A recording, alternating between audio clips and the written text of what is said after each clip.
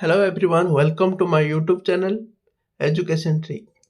आज आम देखा पीजी फास्ट सेमिस्टर रो पेपर 103 रो यूनिट 4 मिथ मिथ्र मूल कथा कहानी धर्मिता आम साहित्यर उदाहरण सह यार आलोचना कर आंसर होची लोकगीत लोककथा काल्पनिक कहानी और परिकथा आदि को बहु स्थान रे मिथ बोली कह जाय थाए। वस्तुतः मिथ्र कौनसी एक निर्दिष्ट संज्ञा देवा सहज साध्य नुहे। आधुनिक कवितार मिथ्र प्रयोग एकांत अपरिहार्य परि मने हुए। एही मिथ्र प्रतिशब्द हेउची पुराण कल्पना। आज आधुनिक कवितार मिथ मुख्यतः पुराण प्रसंग बा अनुसंग रूपे व्यवहृत। एणु मिथ आलोचना बेले पाश्चात्य समीक्षक प्रदत्त केतोटी संज्ञा को उपस्थापित कले असमीचीन हेब नाही। ଭିक कहती मनुष्य प्रथमे अंगभंगी माध्यम मनोभाव व्यक्त करुथिले, मात्र पर्यायक्रमे भाषा सृष्टि होई विभिन्न काव्यर उद्भव घटिला।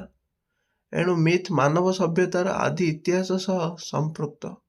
एही परिप्रेक्षी समीक्षक हबर्ट रीडिंग को एठारे प्रसंग क्रमे स्मरण करा जाय पारे। आमर जनाशुना मिथ गुड़िक आम संस्कृत सहित ओतप्रोत भाव जड़ित। किंतु ग्रीक परंपरा म्यूथस केवल कहानी को ही बुझाए। प्लूटोंक मिथोलॉजिया मध्य से कहानी कथन को अभिव्यक्त करे। ग्रीक मिथ्रे यूलिसिस ओडपास आदि बहु मानव तथा एथेना फ्लोरा आदि मानवतर चरित्र समेत पेचा भली मानवेतर चरित्र देखा मिले। भारतीय मिथ परंपरा रे मानवतर देवदेवी स्वाक्षर अधिक, जदिओ सेमाने मानवीय भाववेग दोष दुर्बलता तथा संवेदना सह संपृक्त। डब्ल्यू काउंटरंक भाषा रे मिथ साहित्य चेतना रे एक स्वतंत्र आंगिक जहाँ देवता और उपदेवता संपर्कित। मिथ को एक जटिल कहानी गुच्छ रूपे संकायित करा जाइछि पारे। तहिरु केतेक सत्य और केतेक काल्पनिकता उपरे आधारित। फर्स्ट पॉइंट, मिथ और पुराण। मिथ और पुराण दुईटी समधर्मी आंगिक नुहे। पक्षांतर भारतर अष्टादश पुराण और ग्रीस ओडेसी और इलियाड आदि पुराण रे मिथ्र अनुशीलनी बा मिथ गुच्छर समावेश घटी। जीएस क्रिक भाषा रे पुराण रे मिथ अनुशीलन बा मिथ गुच्छर समावेश घटी थाए। एनसाइक्लोपीडिया ब्रिटानिका मतरे पुराण हेउची सेही विज्ञान जहाँ स्पष्ट तत्व देवता और वीर मानक संपर्कित मिथ और किंवदंतीर समीक्षा करे। एही परिप्रेक्षी रे विश्लेषण कला बेले मने हुए मिथ पुराण रचनार बहु पूर्वर जनचेतना रे संजीवित थिला। परवर्ती काल रे पुराणकार एही मिथ साहाय्य पुराण रचना करिसंती बोली गवेषक गणकर मत। सेकेंड पॉइंट, मिथ और धर्मीय कर्मानुष्ठान। प्राच्य भूखंड रे मिथ गुच्छरे अनेकांशरे एही धार्मिक कर्मानुष्ठान सह जड़ित। भारत रे तंत्र विकास बेलू कर्मकांड संपर्कित कर्मानुष्ठान प्राधान्य अनुभूत हुए। कुलाचार तंत्र पंचमकार उपासना तंत्र सौरुणी मालुणी इत्यादि तंत्र साधना संपर्कित कहानी कालक्रमे लोक मिथ रे रूपांतरित होइथिबार लक्ष्य करा जाय। एही लोक मिथ रे मध्यरे मालुणीर चंपा फूल एक विशिष्ट भूमिका ग्रहण करिछि। पंचमकार साधना पद्धति रे फूल को कुमारी जोनीर प्रतीक रूपे ग्रहण करा जाय। कवि गुरुप्रसाद महांत्री चंपा फूल सनेट एहार एक सफल काव्यक दृष्टांत। चंपा फूल महकरे बाट भूली समुद्रर ढेउ आसीथिला, कूल डेई सुखीथिला, भरा नई छाती पत्थर तरली थिला, मशाणीर भूतपेत छाड़ी राजवीत कन्या लागी जोगिथिला, मदन रे माती। भारतीय पूर्वांचलीय परंपरा एही मालुणी पाश्चात्य परंपरा रे रूपांतरित। वस्तुतः मिथ सह उत्पादिका शक्ति संपर्कित कर्मानुष्ठान एक गुरुत्वपूर्ण संपर्क रही बोली गवेषक गण मत। आदिवासी संप्रदाय मध्य प्रचलित मेरिया बलि तहिरु अन्यतम। भूमि फसलर प्राचुर्य सृष्टि पाई आदिवासी माने धर्तनी माँ को मनुष्य बलि देइथांती। बलि पाई उद्दिष्ट बालकोटी मेरिया रूपे कथित। कवि श्री सीताकांत महापात्र माटी और मनीषरे एही उत्पादिका शक्ति संपर्कित कर्मानुष्ठान भित्तिक मिथ प्रयोगर सूचना रही। आध्यात्मिक चेतना मध्यरु विश्वर विभिन्न सभ्यता विशेषतः प्राच्य सभ्यतार अभ्युदय घटी। कालक्रमे यही शुद्ध आध्यात्मिक चेतना मध्य जटिल कार्यानुष्ठान अनुप्रवेश लक्ष्य करा जायछि। एही कार्यानुष्ठान मिथ चेतना को बहु भाव में परिपुष्ट कर। थर्ड पॉइंट, मिथ लोककथा और किंवदंती। मिथ को लोककथार एक शाखा रूपे ग्रहण करा जाई पारे। यह सांप्रतिक काल पूर्वरु पृथ्वी संगठित होइथिबा प्राचीन जुग चेतना सह विशिष्ट। सृष्टिर उद्भव और आदि सत्ता संपर्क में यह सूचना दिए जेतेबेले देवगोष्ठीर दुस्साहसिक कार्य संपर्क में मिथ सूचना दिए सेतेबेले तहिरे परिकथा प्रतिभात हुए।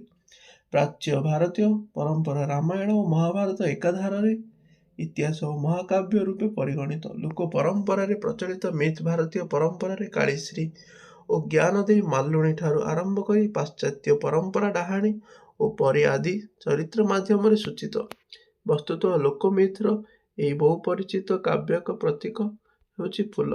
आधुनिक ओडिया कवितार मनीषर फूल पाल्टिनार दृष्टांत मध्य लक्ष्य करा जाए। गुरुप्रसाद महांती चंपा फूल सनेट रे यही नृतार्थक सत्य अंतर्निहित। लोकमिथ्र अन्यतम विभाव हेउछि मनीषर पथर पाल्टि जिबा। वेदर इंद्र उषा शर्मा पणी वृत्तांत लोक परंपरा एक स्वयं संपूर्ण कहानी रे रूपांतरित। आधुनिक ओडिया कविता परंपरा यही परिप्रेक्षी रे मनीष केवल पथर पालिटिनी पथर पुणी मनीष पालिटिछि। वस्तुतः लोकमिथ्रे यही भली बहु अघटन घटना पटयसी शक्तिर सूचना रही। जहिरे व्यक्तिगत तथा सामूहिक जीवनर मनस्तात्विक चेतना केन्द्र को यथायथ भाव उद्घाटित करा जाई पारे। 4 पॉइंट, मिथ और मनस्तात्विक चेतना।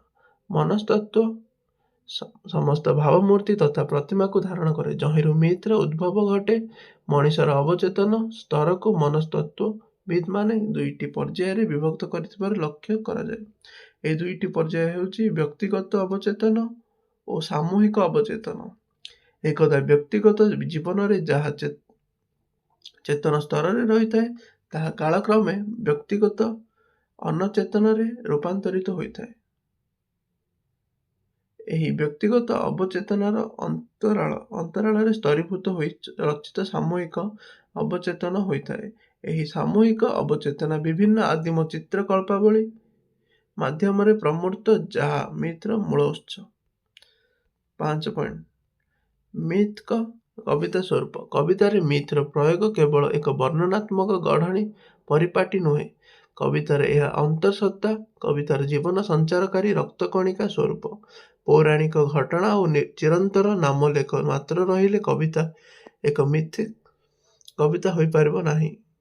यह अतीत को सांप्रतिक काल सह एक जोगसूत्र रे प्रतीत करी भविष्यत पाई पूर्वदृष्टिर संकेत बहन करने आवश्यक। मिथ कविता पौराणिक चरित्र और घटनार सीमित बलय को अतिक्रम करिथाए। जो भली गुरुप्रसाद इला अथवा कवि वेणुधर राउत बृहनला इला भारतीय पुराण परंपरा रे मनु और श्रद्धा कन्या से अर्धनारी और अर्धेक पुरुष काल पुरुष से आधुनिक मानवर प्रतिबिंब सेहीपरि भारतर छद्मवेशी अर्जुन मात्र नुहे।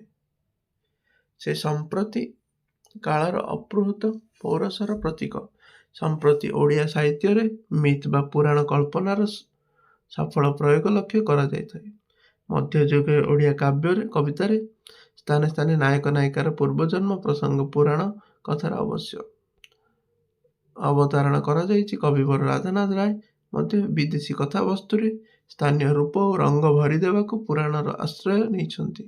मात्र आधुनिक ओडिया कवितार मिथ केवल पुराण श्रय न होई काव्य कवितार एक मुख्य अंग होई पड़िछि। ओडिया साहित्य रे मिथ प्रयोग क्षेत्र में अधुना बहु काव्य सफल काम होइछि।